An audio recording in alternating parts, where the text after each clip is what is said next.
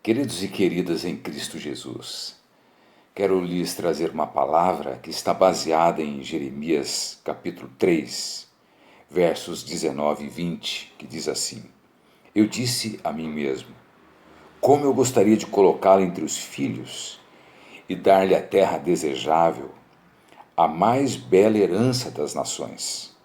Pensei que você me chamaria de pai e não se desviaria de mim. Mas assim como a mulher que com traição se afasta do seu marido, assim você foi infiel para comigo, ó casa de Israel, diz o Senhor. Quando esse texto foi escrito pelo profeta Jeremias, mais ou menos 600 anos antes de Cristo, foi num tempo em que Deus estava decepcionado com o povo de Israel, que era o povo da aliança, com quem Deus tinha feito aliança. Havia uma frustração da parte de Deus. Nós estamos vivendo em tempos de frustrações, porque não temos vivido num mundo seguro, porém perigoso, e não temos vivido num mundo bom, senão num mundo mau. Mas nós precisamos vencer a frustração ou as frustrações, sejam elas quais forem. Frustração é um estado de uma pessoa que está impedida por outra, ou por qualquer situação, ou por si mesma, de atingir a satisfação ou uma exigência pessoal. Ou seja, uma pessoa frustrada é uma pessoa impedida de chegar onde gostaria de chegar ou de fazer o que gostaria de fazer. É um estado emocional que acompanha a interrupção de um comportamento motivado, ou seja, antes da frustração a pessoa estava motivada.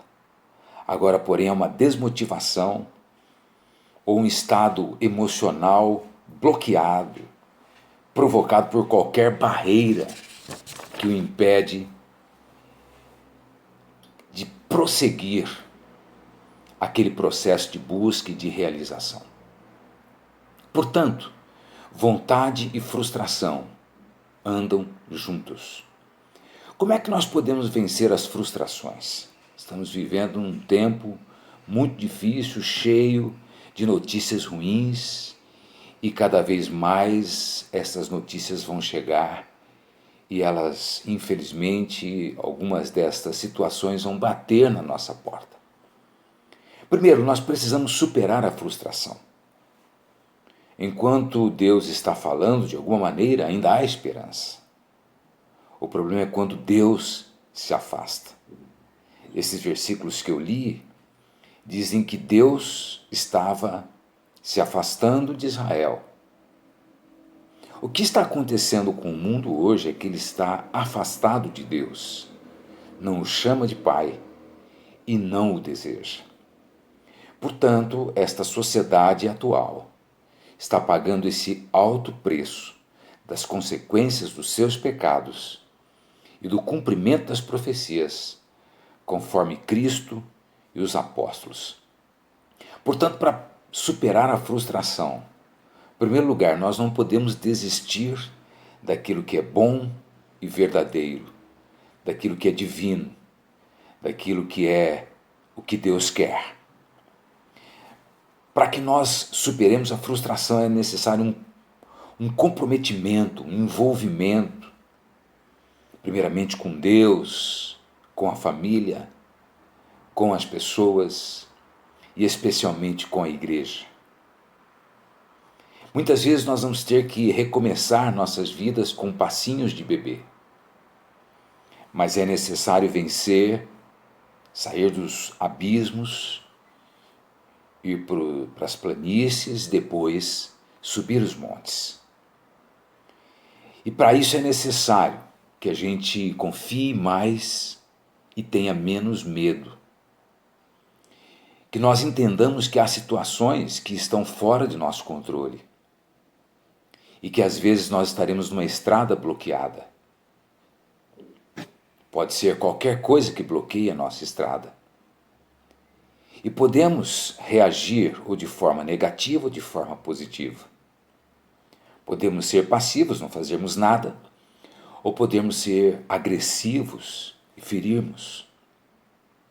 Nenhuma coisa, nem outra. Que lições nós podemos então tirar para que nós possamos encerrar a nossa mensagem?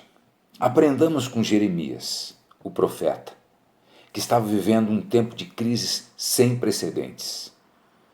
Em primeiro lugar, nós podemos ouvir a voz de Deus quando as pessoas ainda insistem em ouvir a voz humana. Ouvir a voz de Deus todos os dias é imprescindível. Devemos aprender com Jeremias que aquele que fala a verdade muitas vezes é condenado. E ele foi perseguido e condenado por falar a verdade, por alertar as pessoas e por tentar trazê-las à palavra. Que nós possamos perseverar. É na vossa perseverança que ganhareis as vossas almas. Primeiro lugar, então, que nós precisamos pensar é no seguinte: o nosso coração não pode esfriar.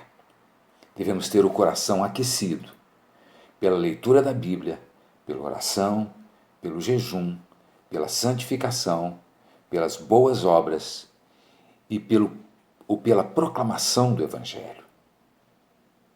Muitas vezes é tempo de choro e não de alegria, porque temos que chorar com os que choram.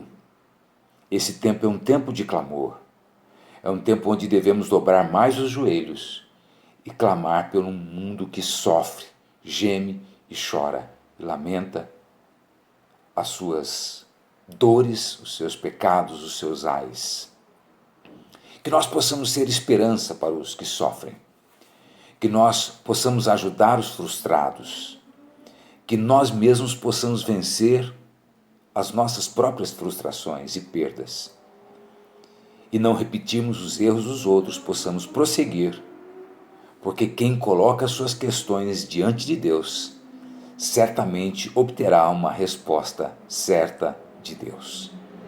Um abraço, Deus te abençoe, confie no Senhor, espera no Senhor, deleita-te do Senhor, agrada-te do Senhor e descanse no Senhor. Deus te abençoe, em nome do Senhor Jesus.